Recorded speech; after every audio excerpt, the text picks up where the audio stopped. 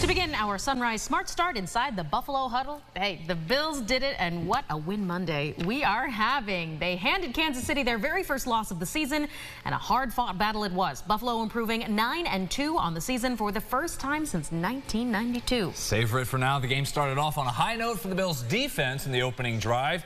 Some great pressure by Daquan Jones on Patrick Mahomes. Taylor Rapp gets the interception there at midfield. The Bills' offense would go on to take advantage of that turnover from KC, grabbing 6 points here as the back James Cook finds his way into the end zone up the right side. Picking things up now in the fourth quarter, Josh Allen recognizes the blitz, finds an open Curtis Samuel, who does the rest, scoring his first TD as a Buffalo Bill. And in the play everyone is talking about, 4th and 2, Allen takes it himself on the run, 26 yards, as he is not denied just about 2 minutes ago in the game. Jim Nantz called it the play of the year as 17 further solidifies himself in the race for the MVP. With that score, the Bills win the final 30-21. They are off this week heading into their bye before they're back the Sunday night after Thanksgiving hosting San Francisco. Your Sunrise traffic updates here 10 minutes ago until 7 o'clock. Your Monday morning commute, Greater Rock Sky Eye, the view there, 490, things picking up decent traffic volume, but everything moving along at speed. East side, 590 north and southbound clear, and 390 no issues passing through Henrietta.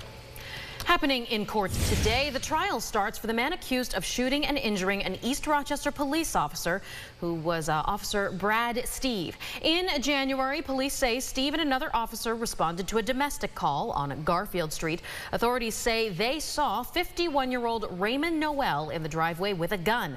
They ordered him to take his hands out of his pockets.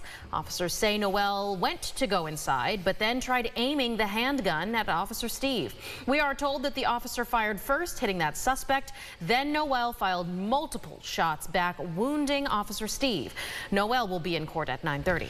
There's also a court appearance for the man accused of shooting another man found dead on his porch in Rochester back in the summer in July. 34-year-old Kendrick Morrison Cook is charged with second-degree murder following the death of 32-year-old Jeremy Prescott. RPD says that shooting stemmed from a fight outside the victim's home on Lorenzo Street.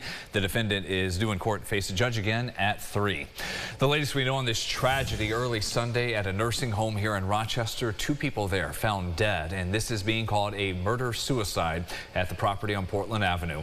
Police say the first calls came in around 7:30 in the morning. Firefighters were actually already at the Pearl nursing home next to RGH for a separate incident when they heard the shots fired inside the facility. That prompted a large response from RPD, state and federal agencies. Once there, they found a 70-year-old man and a 94-year-old woman dead. RPD says the man was visiting that woman, who was a relative and also a recent resident, moved into the nursing home a few weeks back when he shot her, and then himself, he died by suicide. Police say there is no other threat to anyone there at the nursing home property or the neighboring community. We did reach out to leadership at the nursing home, that staff, for more comment. We're expected to get a more detailed response as the investigation continues.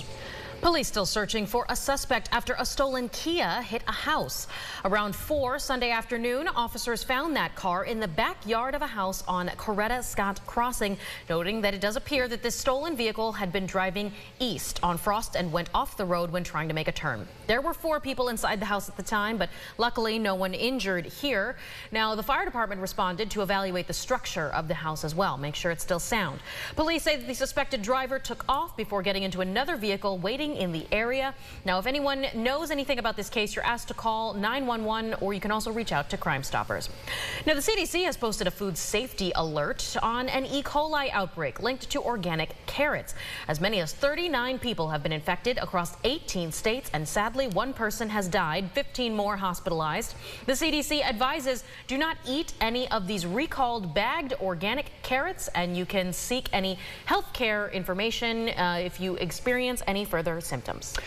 In a first, President Joe Biden has approved Ukraine's use of America's powerful long-range missiles in its ongoing war against Russia for a strike inside the country.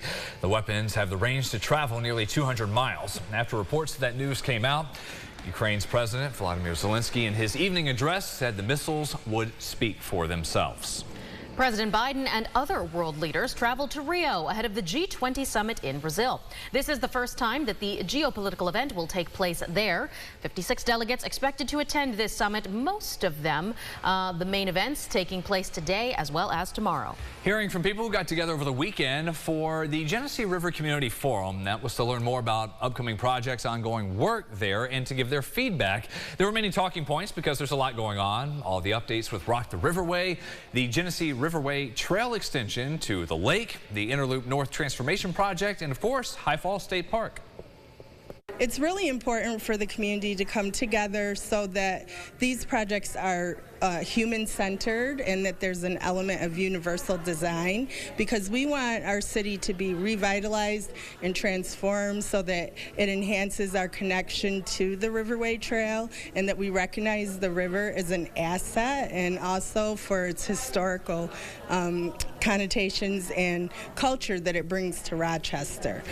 Learn more, weigh in about preserving and protecting the river in the region at GeneseeLandTrust.org. This forecast for the week can almost cut it in half, but we're okay here this Monday. Yeah, not a bad view. Very different. Pretty right now outside Sodus Bay, Lake Ontario, where the Genesee River flows into from south to north. One of the few rivers, actually, that flows from south to north into the lake there.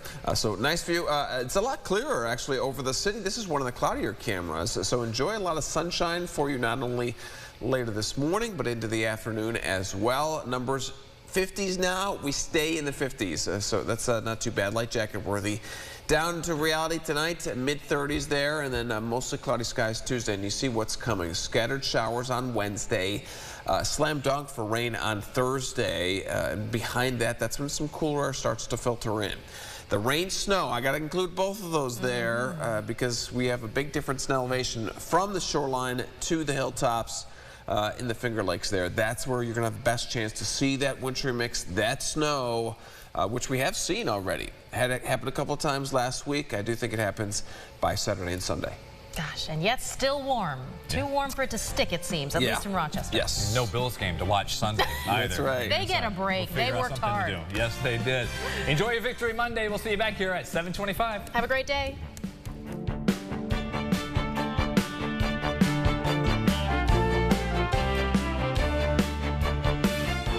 Follow News 8 wherever you are on RochesterFirst.com, Facebook, X, and on our app for news and weather.